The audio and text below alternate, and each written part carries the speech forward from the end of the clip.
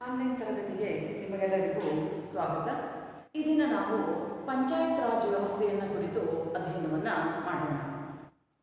ಗ್ರಾಮ ಸ್ವರಾಜ್ಯದ ಒಂದು ಪರಿಕಲ್ಪನೆಯಲ್ಲಿ ರಾಜಕೀಯದ ಅಧಿಕಾರದ ವಿಕೇಂದ್ರೀಕರಣವನ್ನು ಮಾಡತಕ್ಕಂತಹ ದಿಸೆಯಲ್ಲಿ ಅಸ್ತಿತ್ವಕ್ಕೆ ಬಂದಂತಹದ್ದು ಈ ಪಂಚಾಯತ್ ರಾಜ್ ಅಂತಕ್ಕಂತಹ ಒಂದು ವ್ಯವಸ್ಥೆ.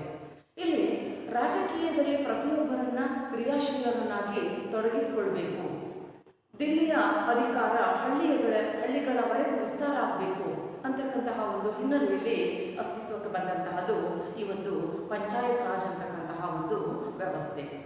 ಈ ಪಂಚಾಯತ್ ರಾಜ್ ವ್ಯವಸ್ಥೆಯ ಮುಖ್ಯ ಉದ್ದೇಶ ಏನಾಗಿತ್ತು ಅಂತ ಹೇಳಿದ್ರೆ, ನಮ್ಮ ಹಳ್ಳಿಗಳನ್ನು ಅಥವಾ ಗ್ರಾಮಗಳನ್ನು ಅಧಿಕಾರದ ವ್ಯವಸ್ಥೆಯಲ್ಲಿ ತೊಡಗಿಸಿಕೊಳ್ತಕ್ಕಂತಹದ್ದು ಆಗಿತ್ತು. ಯಾಕೆಂತ ಹೇಳಿದ್ರೆ ಹೆಚ್ಚಿನ ಸಂದರ್ಭಗಳಲ್ಲಿ ಗ್ರಾಮೀಣ ಜನರು ಈ ಒಂದು ರಾಜಕಾರಣದಿಂದ, ರಾಜಕೀಯ ಚಟುವಟಿಕೆಗಳಿಂದ ದೂರನೇ ಉಳಿದು ಸರ್ಕಾರದ ವ್ಯವಸ್ಥೆಯಲ್ಲಿ ಪಾಲ್ಗೊಳ್ಳಲಿಕ್ಕೆ ಆಗ್ತಾ ಇರಲಿಲ್ಲ. ಈ ಎಲ್ಲ ಹಿನ್ನೆಲೆಯಲ್ಲಿ ಅವರನ್ನು ರಾಜಕೀಯ ವ್ಯವಸ್ಥೆಯಲ್ಲಿ ಕ್ರಿಯಾಶೀಲರನ್ನಾಗಿ ತೊಡಗಿಸಬೇಕು ಅಂತಕ್ಕಂತಹ ಹಿನ್ನೆಲೆಯಲ್ಲಿ ರೂಪಿತವಾದಂತಹ ಒಂದು ವ್ಯವಸ್ಥೆ ಪಂಚಾಯತ್ ರಾಜ್ ವ್ಯವಸ್ಥೆ ಅಂತಕ್ಕಂಥದ್ದು. ಈ ಪಂಚಾಯತ್ ರಾಜ್ ವ್ಯವಸ್ಥೆಯನ್ನು ಬಲವಂತ್ ರಾಯ್ ಮೆಹ್ತಾ ಅವರ ಸಮಿತಿ ನೀಡತಕ್ಕಂತಹ ಶಿಫಾರಸ್ಸಿನ ಆಧಾರದ ಮೇಲೆ ಜಾರಿ ಬಂದಂತಹದ್ದು ಈ ಪಂಚಾಯತ್ ರಾಜ್ ವ್ಯವಸ್ಥೆ ಎನ್ನುವಂತಹದ್ದು. ಬಲವಂತ್ ರಾಯ್ ಮೆಹ್ತಾ ಅವರ ಒಂದು ಶಿಫಾರಸ್ಸಿನ ಮೇರೆಗೆ ಅಸ್ತಿತ್ವಕ್ಕೆ ಬರ್ತಕ್ಕಂತಹದ್ದು ಪಂಚಾಯತ್ ರಾಜ್ ಅಂತಕ್ಕಂತಹ ಒಂದು ವ್ಯವಸ್ಥೆ. 1959ರಲ್ಲಿ ಇದನ್ನು ಪ್ರಾಯೋಗಿಕವಾಗಿ ಜಾರಿ ತರುವಂತಹ ಪ್ರಯತ್ನಗಳು ಇಲ್ಲಿ ನಡೆದವು. 1959ರಲ್ಲಿ ಮುಖ್ಯವಾಗಿ ಆಂಧ್ರಪ್ರದೇಶ ಮತ್ತು ರಾಜಸ್ಥಾನದಲ್ಲಿ ಪ್ರಾಯೋಗಿಕವಾಗಿ ಜಾರಿಗೆ ತರುವಂತಹ ಪ್ರಯತ್ನಗಳನ್ನು ಮಾಡಲಾಯಿತು. ನಂತರ 1992ರಲ್ಲಿ ಸಂವಿಧಾನಕ್ಕೆ 73ನೇ ತಿದ್ದುಪಡಿಯನ್ನು ತಂದು ದೇಶದಾದ್ಯಂತ ಜಾರಿಗೊಳಿಸಲಾಗಿದೆ. 1959ರಲ್ಲಿ ಪ್ರಾಯೋಗಿಕವಾಗಿ ಪಂಚಾಯತ್ ರಾಜ್ ವ್ಯವಸ್ಥೆಯನ್ನು ಆಂಧ್ರಪ್ರದೇಶ ಮತ್ತು ರಾಜಸ್ಥಾನದಲ್ಲಿ ಜಾರಿಗೊಳಿಸಲಾಯಿತು. ಅದರ ಯಶಸ್ಸನ್ನು ಮನಗಂಡ ನಂತರ 1992ರಲ್ಲಿ ಸಂವಿಧಾನಕ್ಕೆ 73ನೇ ತಿದ್ದುಪಡಿಯನ್ನು ತಂದು ದೇಶದಾದ್ಯಂತ ಪಂಚಾಯತ್ ರಾಜ್ ವ್ಯವಸ್ಥೆಯನ್ನು ಜಾರಿಗೆ ತರಲಾಯಿತು. ಇಲ್ಲಿ ಬಲವಂತ್ ರಾಯ್ ಮೆಹ್ತಾ ಸಮಿತಿ ಏನನ್ನ ಸೂಚಿಸಿತ್ತು ಅಂತ ಹೇಳಿದ್ರೆ, ಪಂಚಾಯತ್ ರಾಜ್ ವ್ಯವಸ್ಥೆಯನ್ನು 3 ಮುಖ್ಯ ಭಾಗಗಳಲ್ಲಿ ಅವರು ವಿಭಾಗಿಸಿದ್ರು. 3 ಮುಖ್ಯ ಹಂತಗಳಲ್ಲಿ ಪಂಚಾಯತ್ ರಾಜ್ ವ್ಯವಸ್ಥೆ ಇರ್ತಕ್ಕಂತಹದ್ದು ಅಸ್ತಿತ್ವವನ್ನು ಕಂಡುಕೊಂಡ್ರು. ಮೊದಲನೇದು ಗ್ರಾಮ ಪಂಚಾಯತ್, ಎರಡನೇದು ಪಂಚಾಯತ್ ಸಮಿತಿ ಅಥವಾ ಅದು ತಾಲೂಕು ಮಟ್ಟದಲ್ಲಿ, ಮತ್ತೊಂದು ಜಿಲ್ಲಾ ಪಂಚಾಯತ್ ಎನ್ನುವಂತಹದ್ದು. ಬಲವಂತ್ ರಾಯ್ ಮೆಹ್ತಾ ಸಮಿತಿಯು 3 ಹಂತಗಳಲ್ಲಿ ಪಂಚಾಯತ್ ರಾಜ್ ವ್ಯವಸ್ಥೆಯ ಒಂದು ಶಿಫಾರಸನ್ನು ಮಾಡಿತ್ತು. ಅದರಂತೆ ಗ್ರಾಮ ಪಂಚಾಯತ್, ಎರಡನೇದು ಪಂಚಾಯತ್ ಸಮಿತಿ, ಇದು ತಾಲೂಕು ಹಂತದಲ್ಲಿ, ಮೂರನೇದು ಜಿಲ್ಲಾ ಪಂಚಾಯತ್, ಇದು ಜಿಲ್ಲೆಯ ಮಟ್ಟದಲ್ಲಿ. ಹಾಗಾದರೆ ಗ್ರಾಮದ ಮಟ್ಟದಲ್ಲಿ, ತಾಲೂಕು ಮಟ್ಟದಲ್ಲಿ ಮತ್ತು ಜಿಲ್ಲೆಯ ಮಟ್ಟದಲ್ಲಿ, ಹೀಗೆ 3 ಹಂತಗಳಲ್ಲಿ ಈ ಒಂದು ವ್ಯವಸ್ಥೆಯನ್ನು ಜಾರಿಗೊಳಿಸುವಂತಹ ಪ್ರಯತ್ನಗಳನ್ನು ಇಲ್ಲಿ ಮಾಡಲಾಯಿತು. ಇವುಗಳಲ್ಲಿ ನಾವು ಮುಖ್ಯವಾಗಿ ಗಮನಿಸ್ತಕ್ಕಂತಹದ್ದು ಗ್ರಾಮ ಪಂಚಾಯತ್ನ ವ್ಯವಸ್ಥೆಯನ್ನ ಕುರಿತಾಗಿ. ನೋಡಿ, ಪಂಚಾಯತ್ ರಾಜ್ ವ್ಯವಸ್ಥೆ ಇರ್ತಕ್ಕಂಥದ್ದು ಅಧಿಕಾರದ ವಿಕೇಂದ್ರೀಕರಣವನ್ನು ರೂಪಿಸಿತು. ಗ್ರಾಮಗಳು, ತಾಲೂಕುಗಳು ಮತ್ತು ಜಿಲ್ಲೆಗಳ ಹಂತದಲ್ಲಿ, ಈ 3 ಮಟ್ಟದಲ್ಲಿ ಆ ಒಂದು ಅಧಿಕಾರದ ವಿಕೇಂದ್ರೀಕರಣವನ್ನು ಜಾರಿಗೊಳಿಸುವಂತಹ ಒಂದು ಪ್ರಯತ್ನವನ್ನು ಇಲ್ಲಿ ಮಾಡಿತು. ಸೊ ಅದರಂತೆ ನಾವಿಲ್ಲಿ ಗಮನಿಸುವಾಗ ಈ ವ್ಯವಸ್ಥೆಗಳು ಹೇಗೆ ಅಸ್ತಿತ್ವಕ್ಕೆ ಬಂದವು. ಮೊದಲನೇದು ಗ್ರಾಮ ಪಂಚಾಯತ್ ಅಂತಕ್ಕಂತಹದ್ದು. ಗ್ರಾಮ ಪಂಚಾಯತ್ ಅಂತಕ್ಕಂತಹದ್ದು ಗ್ರಾಮಗಳ ಹಂತದಲ್ಲಿ ರೂಪಿತವಾದಂತಹ ಒಂದು ವ್ಯವಸ್ಥೆ. ಹಾಗಾದರೆ ಪ್ರತಿಯೊಂದು ಗ್ರಾಮಗಳು ಇಲ್ಲಿ ಏನು ಕೆಲಸ ಮಾಡಬೇಕು, ಆ ಗ್ರಾಮ ಪಂಚಾಯತ್ನ ಒಂದು ಸ್ವರೂಪ ಅಂತಕ್ಕಂಥದ್ದು ಹೇಗಿರಬೇಕು ಅಂತಕ್ಕಂಥದ್ದು. ಇಲ್ಲಿ ತಾಲೂಕುಗಳಲ್ಲಿ ಹಳ್ಳಿಗಳಿದ್ದಾವೆ, ಜಿಲ್ಲೆಯಲ್ಲಿ ಹಳ್ಳಿಗಳಿದ್ದಾವೆ. ಹಾಗಾಗಿ ಅವುಗಳಿಗಿಂತ ಮುಖ್ಯವಾಗಿ ಗ್ರಾಮಗಳ ಹಂತದಲ್ಲಿ ಗ್ರಾಮ ಪಂಚಾಯತ್ನ ಒಂದು ವ್ಯವಸ್ಥೆ ಇರ್ತಕ್ಕಂಥದ್ದು ಇಲ್ಲಿ ಹೆಚ್ಚು ಮಹತ್ವವನ್ನು ಪಡ್ಕೊಳ್ತು. ಹಾಗಾದರೆ ಆ ದಿಸೆಯಲ್ಲಿ ಗ್ರಾಮ ಪಂಚಾಯತ್ ಅಂತಕ್ಕಂತಹದ್ದು ಏನೆಲ್ಲ ಕೆಲಸಗಳನ್ನು ಮಾಡಬೇಕಾಯಿತು, ಯಾವ್ಯಾವ ಅಭಿವೃದ್ಧಿ ಕಾರ್ಯಗಳನ್ನು ಕೈಗೊಳ್ಳುವಂತಹ ಒಂದು ಪ್ರಯತ್ನ ಇಲ್ಲಿ ಕಂಡುಬಂತು. ನೋಡಿ, ಅಧಿಕಾರದ ವಿಕೇಂದ್ರೀಕರಣ ಅಂದಾಗ ಸರ್ಕಾರ ನೀಡ್ತಕ್ಕಂತಹ ಸೌಲಭ್ಯಗಳು, ಸರ್ಕಾರ ರೂಪಿಸ್ತಕ್ಕಂತಹ ಸೌಲಭ್ಯಗಳು ಎಲ್ಲರನ್ನ ತಲುಪಬೇಕು, ಜನರನ್ನ ತಲುಪಬೇಕು. ಆ ದಿಸೆಯಲ್ಲಿ ಗ್ರಾಮ ಪಂಚಾಯತ್ ವ್ಯಾಪ್ತಿಗೆ ಅನೇಕ ಕೆಲವೊಂದು ಕಾರ್ಯಕ್ರಮಗಳನ್ನು ಅಥವಾ ಕಾರ್ಯಗಳನ್ನು ಇಲ್ಲಿ ರೂಪಿಸಲಾಯಿತು. ಅದರಂತೆ ಮೊದಲನೇದಾಗಿ ಕುಡಿಯುವ ನೀರಿನ ಪೂರೈಕೆ. ಇವತ್ತು ಗ್ರಾಮೀಣ ಹಂತದಲ್ಲಿ ನಾವು ಗ್ರಾಮಗಳಲ್ಲಿ ನೋಡ್ತಾ ಹೋಗ್ತೀವಿ, ನೀರಿನ ಸಮಸ್ಯೆ ಅಂತಕ್ಕಂಥದ್ದು ವ್ಯಾಪಕವಾಗಿದೆ. ಯಾಕೆಂದರೆ ನಮ್ಮ ಪುರಾತನ ಹಳ್ಳಿಗಳಲ್ಲಿ ಬಾವಿಗಳಿರ್ತಾ ಇತ್ತು, ಬಾವಿಯ ನೀರನ್ನು ಬಳಕೆ ಮಾಡ್ತಾ ಇದ್ರು. ಆದರೆ ಕಾಲ ಬದಲಾದಂತೆ ಆ ಬಾವಿಯ ನೀರು ಬತ್ತಿ ಹೋಗಿದ್ದಿರ್ಬೋದು, ಅಥವಾ ಅದು ಕುಡಿಯೋದಕ್ಕೆ ಅಷ್ಟೊಂದು ಯೋಗ್ಯ ಅಲ್ಲ ಅಂಥೇಳಿ ಅನಿಸಿರ್ಬೋದು, ಅಥವಾ ಬಾವಿಗಳಲ್ಲಿ ನೀರಿನ ಪ್ರಮಾಣ ಕಡಿಮೆ ಆಗಿದ್ದಿರ್ಬೋದು. ಅಂಥ ಸಂದರ್ಭದಲ್ಲಿ ಇವತ್ತು ಕೊಳವೆ ಬಾವಿಗಳ ಮೂಲಕ ಅಥವಾ ಚಿಕ್ಕ ಟ್ಯಾಂಕ್ಗಳ ಮೂಲಕ ನಲ್ಲಿಗಳ ವ್ಯವಸ್ಥೆಯನ್ನು ಅಳವಡಿಸಿ ಗ್ರಾಮೀಣ ಹಂತದಲ್ಲಿ ಕುಡಿಯುವ ನೀರನ್ನು ಒದಗಿಸುವಂತಹ ಒಂದು ಪ್ರಯತ್ನವನ್ನು ಇಲ್ಲಿ ಮಾಡಲಾಗ್ತಾ ಬಂದಿದೆ.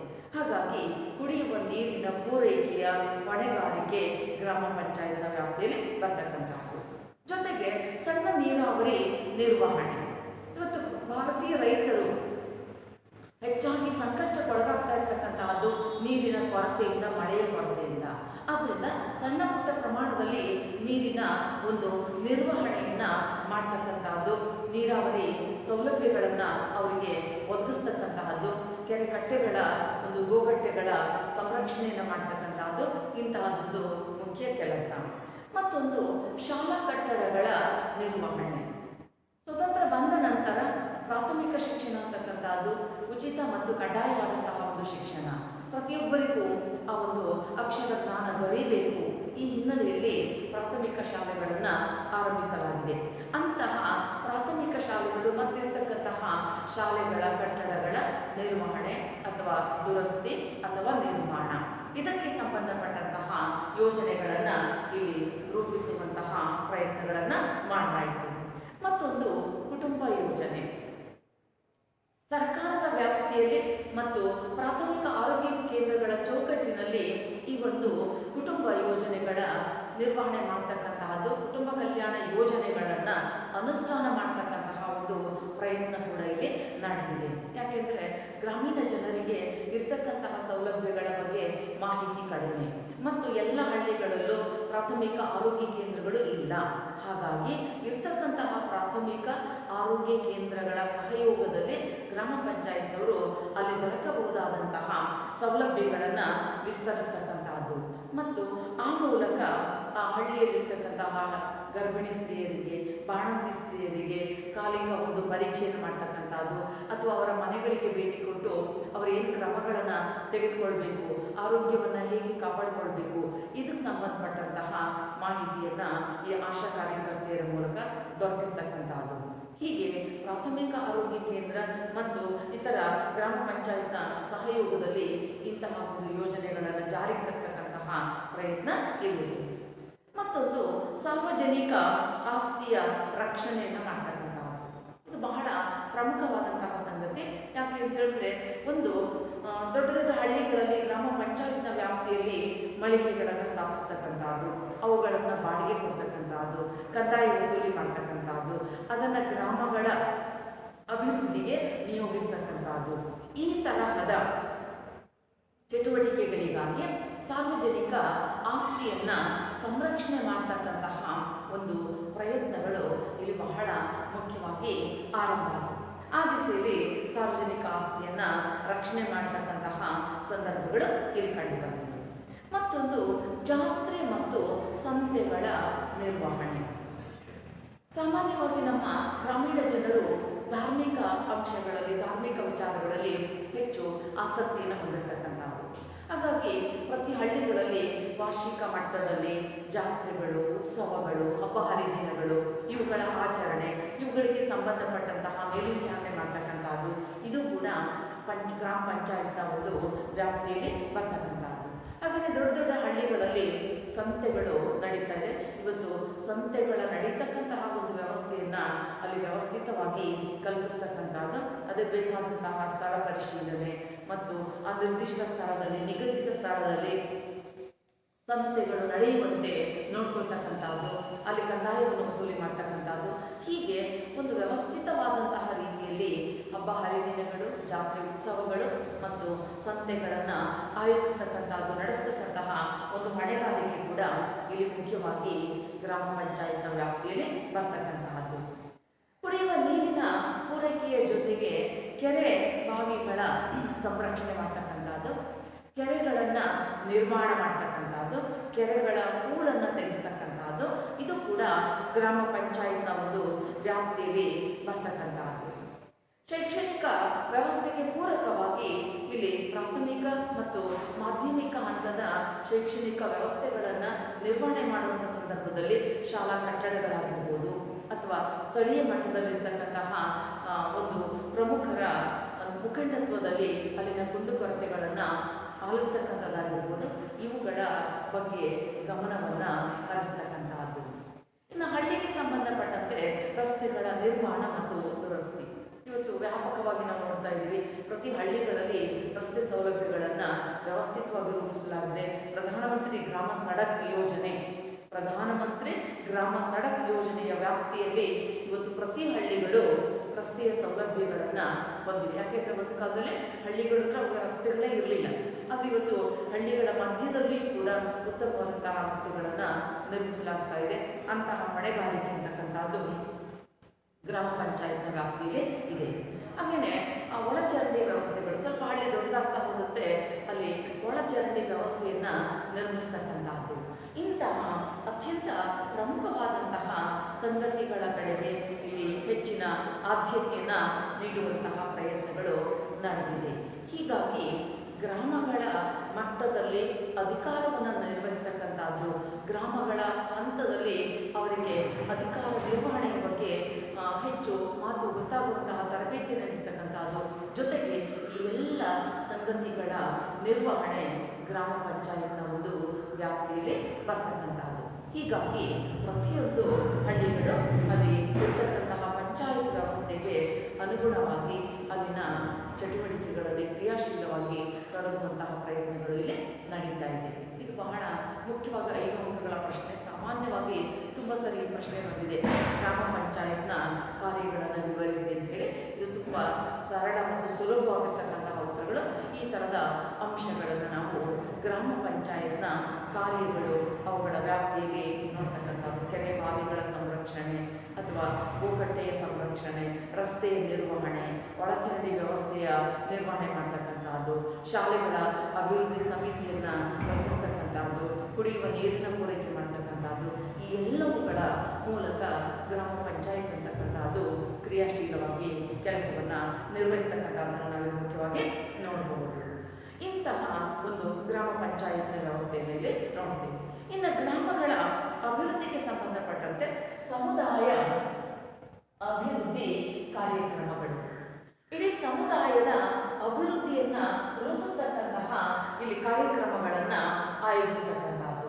ಈ ಸಮುದಾಯ ಅಭಿವೃದ್ಧಿ ಕಾರ್ಯಕ್ರಮ ಅಂತಕ್ಕಂಥದ್ದು 1952ರಲ್ಲಿ ಅಕ್ಟೋಬರ್ 2ರಂದು ಆ ದಿನ ಗಾಂಧಿ ಜಯಂತಿ.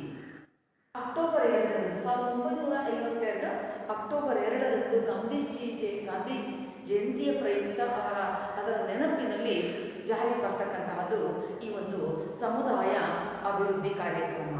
ಇಲ್ಲಿ ಪಂಚವಾರ್ಷಿಕ ಯೋಜನೆಗಳು ಏನಿದಾವೆ, ನೀವು ಅರ್ಥಶಾಸ್ತ್ರದಲ್ಲಿ ಅಧ್ಯಯನ ಮಾಡ್ತೀರಿ. ಪಂಚವಾರ್ಷಿಕ ಯೋಜನೆಗಳ ಮೂಲಕ ಗ್ರಾಮಗಳ ಆರ್ಥಿಕ, ಸಾಮಾಜಿಕ, ರಾಜಕೀಯ ಎಲ್ಲ ಕ್ಷೇತ್ರಗಳಲ್ಲಿ ಅವರ ಜೀವನವನ್ನು ಸುಧಾರಣೆ ಮಾಡ್ತಕ್ಕಂತಹ ಒಂದು ಮಹತ್ವದ ಆಶಯ ಉದ್ದೇಶವನ್ನು ಇಲ್ಲಿ ಹೊಂದಲಾಗಿತ್ತು. ಅದರಂತೆ ಸಮುದಾಯ ಅಭಿವೃದ್ಧಿ ಕಾರ್ಯಕ್ರಮದ ಒಂದು ಬಹುಮುಖ್ಯವಾದಂತಹ ಉದ್ದೇಶ ಏನಾಗಿದೆ ಅಂತ ಹೇಳಿದ್ರೆ ಮಾನವ ಸಂಪನ್ಮೂಲದ ಬಳಕೆ. ಅಂದರೆ ಇವತ್ತು ಹಳ್ಳಿಗಳಲ್ಲಿ ಅನೇಕ ಹೆಚ್ಚಿನ ಜನಸಂಖ್ಯೆ ಇದೆ, ಕೆಲಸ ಮಾಡ್ತಕ್ಕಂಥ ಯುವ ಶಕ್ತಿ ಇದೆ, ಆದರೆ ಅವರಿಗೆ ಕೆಲಸ ಇಲ್ಲ. ಅಂತಹವರನ್ನು ಇಲ್ಲಿ ಸದ್ಬಳಕೆ ಮಾಡ್ತಕ್ಕಂತಹದ್ದು, ಮಾನವ ಸಂಪನ್ಮೂಲದ ಬಳಕೆಯನ್ನು ಮಾಡ್ಕೊಳ್ತಕ್ಕಂತಹದ್ದು ಮತ್ತೊಂದು ಕೃಷಿಯಲ್ಲಿ ಗರಿಷ್ಠ ಪ್ರಮಾಣದ ಉತ್ಪಾದನೆಯನ್ನು ಮಾಡ್ತಕ್ಕಂಥದ್ದು.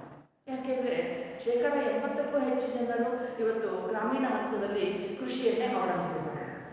ಅಷ್ಟೊಂದು ಜನ ಅವಲಂಬಿಸಿರ್ತಕ್ಕಂಥವರು ಇವತ್ತು ಏನು ಬೆಳೆಯನ್ನು ಬೆಳೀತಾ ಇದ್ದಾರೆ ಅದು ಸಾಕಾಗ್ತಾ ಇಲ್ಲ.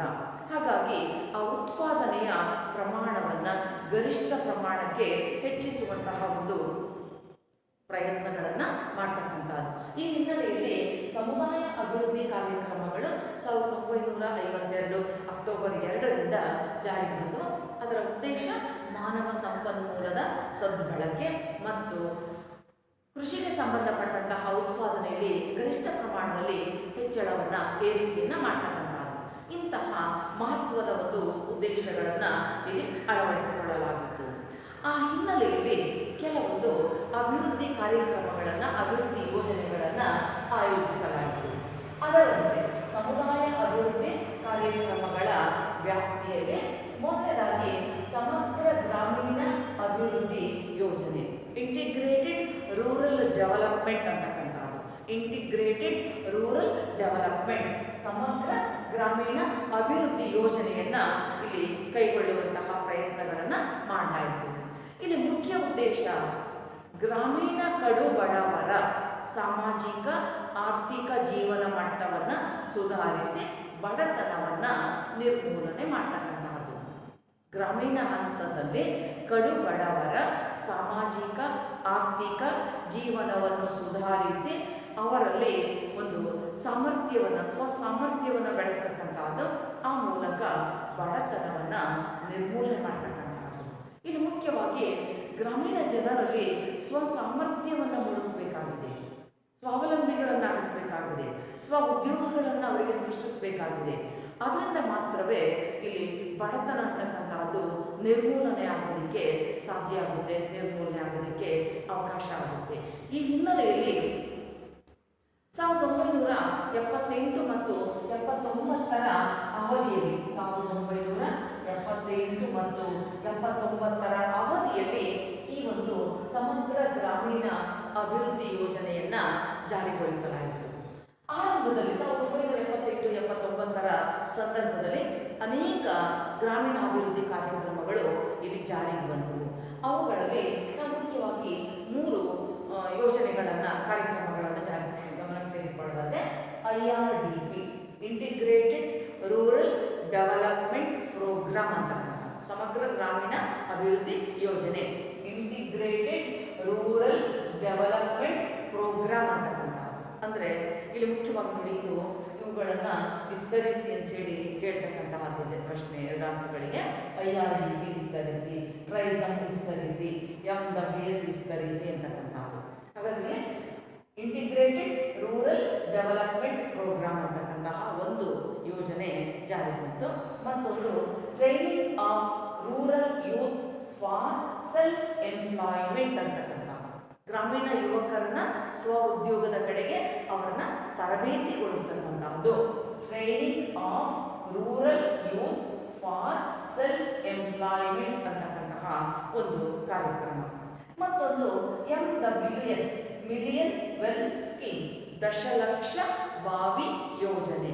ಈ 3 ಅಂಶಗಳು, ಇನ್ನು ಅನೇಕ ಈ ಸಾಂಕೇತಿಕವಾಗಿ ನಾವು 3 ಯೋಜನೆಗಳನ್ನು, ಕಾರ್ಯಕ್ರಮಗಳನ್ನು ಗಮನಿಸ್ತೀವಿ. ಇವುಗಳ ಒಂದು ಅನುಷ್ಠಾನ ಅಂತಕ್ಕಂಥದ್ದು 1978 ಮತ್ತು 79ರ ಅವಧಿಯಲ್ಲಿ ಜಾರಿಗೆ ಬಂತು. IRDP, integrated rural development program, ಸಮಗ್ರ ಗ್ರಾಮೀಣ ಅಭಿವೃದ್ಧಿ ಯೋಜನೆ. ಮತ್ತೊಂದು TRYSEM, training of rural youth for self employment, ಗ್ರಾಮೀಣ ಯುವಕರ ಒಂದು ಸ್ವ ಉದ್ಯೋಗ ತರಬೇತಿ. MWS, ಮಿಲಿಯನ್ ವೆಲ್ ಸ್ಕೀಮ್, ದಶಲಕ್ಷ ಬಾವಿ ಯೋಜನೆ ಅಂತಕ್ಕಂಥದ್ದು. ಈ 3 ಅಂಶಗಳು, 3 ಕಾರ್ಯಕ್ರಮಗಳು ಇಲ್ಲಿ ಜಾರಿಗೆ ಬಂದವು. ಆದರೆ ಮುಂದೇನಾಯಿತು ಅಂತ ಹೇಳಿದ್ರೆ 1999ರಲ್ಲಿ ಈ ಎಲ್ಲ ಯೋಜನೆಗಳನ್ನು ಒಟ್ಟುಗೂಡಿಸಲಾಯಿತು. 1999ರಲ್ಲಿ 99ರ ಏಪ್ರಿಲ್ 1ರಂದು ಈ 3 ಯೋಜನೆಗಳನ್ನು ಒಟ್ಟುಗೂಡಿಸಿ ಸ್ವರ್ಣ ಜಯಂತಿ ಗ್ರಾಮ ಸ್ವರೋಜ್ಗಾರ್ ಯೋಜನಾ ಅಂತೇಳಿ ಅವುಗಳನ್ನು ಇಲ್ಲಿ ವಿಲೀನೀಕರಣ ಮಾಡಲಾಯಿತು. 3 ಯೋಜನೆಗಳನ್ನು 1999ರ ಏಪ್ರಿಲ್ 1ರಂದು ಸ್ವರ್ಣ ಜಯಂತಿ ಗ್ರಾಮ ಸ್ವರೋಜ್ಗಾರ್ ಯೋಜನಾ ಅಂಥೇಳಿ, ಅಂದರೆ ಇಲ್ಲಿ ಆ 3 ಅಂಶಗಳನ್ನು ಉದ್ಯೋಗ ಯೋಜನೆಯ ವ್ಯಾಪ್ತಿಯಲ್ಲಿ ಉದ್ಯೋಗ ಯೋಜನೆಗೆ ಸಂಬಂಧಪಟ್ಟಂತೆ ಅವುಗಳನ್ನು ಮರ್ಜ್ ಮಾಡಿ ಈ ಒಂದು ಯೋಜನೆ ಅಂತಕ್ಕಂಥದ್ದು ಅನುಷ್ಠಾನಕ್ಕೆ ಬಂತು. ಹಾಗಾದರೆ ಎಲ್ಲ ಉದ್ದೇಶಗಳನ್ನು ಇದೊಂದೇ ಯೋಜನೆಯ ವ್ಯಾಪ್ತಿಯಲ್ಲಿ ಕ್ರೋಢೀಕರಿಸಿ ಅದರ ಒಂದು ಅಸ್ತಿತ್ವವನ್ನು ಇಲ್ಲಿ ಗುರುತಿಸಲಾಯಿತು. ಇದಕ್ಕೆ ಪೂರಕವಾಗಿ ಸ್ವಸಹಾಯ ಸಂಘಗಳನ್ನು ಸ್ಥಾಪಿಸಿ ಸ್ವ ಉದ್ಯೋಗ ಕಾರ್ಯಕ್ರಮಗಳನ್ನು ಕೂಡ ಜಾರಿಗೆ ಬರುವಂತಹ ಒಂದು ಪ್ರಯತ್ನಗಳು ಇಲ್ಲಿ ನಡೆದಿವೆ. ಈ ಹಿಂದೆ ನಾವು ಸ್ವಸಹಾಯ ಸಂಘಗಳ ಕುರಿತು ಅಧ್ಯಯನ ಮಾಡಿದ್ವಿ. ಆ ಥರದ ಸ್ವಸಹಾಯ ಸಂಘಗಳನ್ನು ಸ್ಥಾಪಿಸಿ ಇವುಗಳ ಅನುಷ್ಠಾನ ನೋಡ್ಕೊಳ್ತಕ್ಕಂಥದ್ದು, ಅನುಷ್ಠಾನಕ್ಕೆ ತರುವಂತಹ ಒಂದು ಪ್ರಯತ್ನವನ್ನು ಈ ಒಂದು ಅಂಶಗಳಿಗೆ ಸಂಬಂಧಪಟ್ಟಂತೆ ಕೈಗೊಳ್ಳಲಾಗಿದೆ. ಈ ರೂಪದಲ್ಲಿ ನಾವು ಸಮುದಾಯ ಅಭಿವೃದ್ಧಿ ಕಾರ್ಯಕ್ರಮಗಳ ವ್ಯಾಪ್ತಿಯಲ್ಲಿ ಸಮಗ್ರ ಗ್ರಾಮೀಣ ಅಭಿವೃದ್ಧಿಯನ್ನು ಮಾಡುವಂತಹ ಕಾರ್ಯಕ್ರಮಗಳು ಇವುಗಳಾಗಿದ್ದವು ಅಂತಕ್ಕಂಥ. ಮತ್ತೊಂದು ಮಹಾತ್ಮ ಗಾಂಧಿ ರಾಷ್ಟ್ರೀಯ ಗ್ರಾಮೀಣ ಉದ್ಯೋಗ ಭರವಸಾ ಕಾಯ್ದೆ 2005ರಲ್ಲಿ ಜಾರಿಗೆ ಬಂದಿದೆ. ಇದೊಂದು ಉದ್ಯೋಗ ಖಾತ್ರಿ ಯೋಜನೆ. ಯಾಕೆ ಅಂತ ಹೇಳಿದ್ರೆ ಗ್ರಾಮೀಣ ಹಂತದಲ್ಲಿ ವ್ಯವಸಾಯ ಪ್ರಧಾನ, ಎಲ್ಲರೂ ಕೃಷಿಯನ್ನೇ ಅವಲಂಬಿಸ್ತಾರೆ. ಅಂದರೆ ಕಡಿಮೆ ಜಮೀನಿರ್ತಕ್ಕಂಥವರು ಅಥವಾ ಭೂರಹಿತರು ಇವರಿಗೆ ತುಂಬ ಸಂಕಷ್ಟದ ಸ್ಥಿತಿ ಎದುರಾಗುತ್ತೆ. ಈ ಕಾರಣಕ್ಕಾಗಿ 2005ರಲ್ಲಿ ಮಹಾತ್ಮ ಗಾಂಧಿ ರಾಷ್ಟ್ರೀಯ ಗ್ರಾಮೀಣ ಉದ್ಯೋಗ ಭರವಸಾ ಕಾಯ್ದೆ ಜಾರಿಗೆ ಬಂದು ಅದರ ಅನ್ವಯ ಗ್ರಾಮೀಣ ಪ್ರದೇಶದಲ್ಲಿ ಈ ಒಂದು ಯೋಜನೆ ಜಾರಿಗೆ ಬರ್ತದೆ. ಅದರ ಮುಖ್ಯ ಉದ್ದೇಶ ಏನಾಗಿತ್ತು ಅಂತ ಹೇಳಿದ್ರೆ 100 ದಿನಗಳ ಕೂಲಿ ನೀಡುವ ಅವಕಾಶ, 100 ದಿನಗಳ ಕೂಲಿ ಕೆಲಸ ನೀಡುವಂತಹ ಒಂದು ಅವಕಾಶ. 3 ತಿಂಗಳಿಗೂ ಹೆಚ್ಚು ಕಾಲ, ಅಂದರೆ 3 ತಿಂಗಳ ನಂತರದ 6-7 ದಿನಗಳನ್ನು ಒಳಗೊಂಡಂತೆ 100 ದಿನಗಳ ಕೂಲಿ ಕೆಲಸ ನೀಡ್ತಕ್ಕಂತಹ ಒಂದು ಯೋಜನೆ ಇದಾಗಿತ್ತು. ಬಹುಶಃ ಇಲ್ಲಿ ಕೆಲವು ನಿಯಮಗಳಿವೆ. ಭೂರಹಿತ ಕಾರ್ಮಿಕರಿಗೆ ಈ ಯೋಜನೆಯಲ್ಲಿ ಆದ್ಯತೆಯನ್ನು ನೀಡ್ತಕ್ಕಂಥದ್ದು. ಈ ಯೋಜನೆಯ ವ್ಯಾಪ್ತಿ ಹಳ್ಳಿಯ 5 ಕಿಲೋಮೀಟರ್ನ ವ್ಯಾಪ್ತಿ ಪ್ರದೇಶದಲ್ಲಿ, ಅಂದರೆ ಅವರು ಹೋಗಿ ಬಂದು ಕೆಲಸ ಮಾಡೋದಕ್ಕೆ ಅನುಕೂಲವಾಗುವಂತಹ ರೀತಿಯಲ್ಲಿ ಆ ಹಳ್ಳಿಯಿಂದ 5 ಕಿಲೋಮೀಟರ್ ವ್ಯಾಪ್ತಿಯಲ್ಲಿ 100 ದಿನಗಳ ಕಾಲ ನಿರಂತರವಾದಂತಹ ಒಂದು ಕೆಲಸವನ್ನು ಒದಗಿಸ್ತಕ್ಕಂಥ. ಅಕಸ್ಮಾತ್ ಸರ್ಕಾರ ಆ ಕೆಲಸವನ್ನು ಒದಗಿಸೋದಕ್ಕೆ ವಿಫಲ ಆಯಿತು ಅಂತ ಹೇಳಿದ್ರೆ ಅವರಿಗೆ ನಿರುದ್ಯೋಗ ಭತ್ಯೆಯನ್ನು ಕೊಡಬೇಕಾಗುತ್ತೆ.